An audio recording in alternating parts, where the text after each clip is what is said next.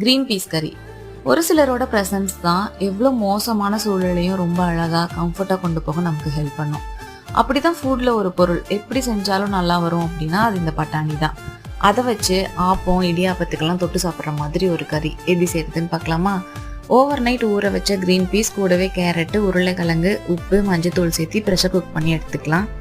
ஒரு பேனில் எண்ணெய், கடுகு, பச்சை மிளகாய், கருவேப்பிலை, வெங்காயம் சேர்த்து வணக்கிட்டு இஞ்சி பூண்டு கூடவே தக்காளியையும் சேர்த்து வணக்கிக்கலாம்.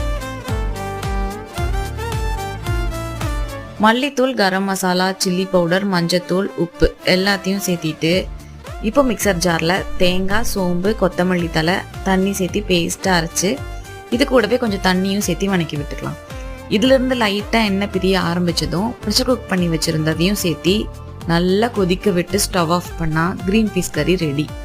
கண்டிப்பாக ட்ரை பண்ணி பாருங்கள், சூப்பராக இருக்கும்.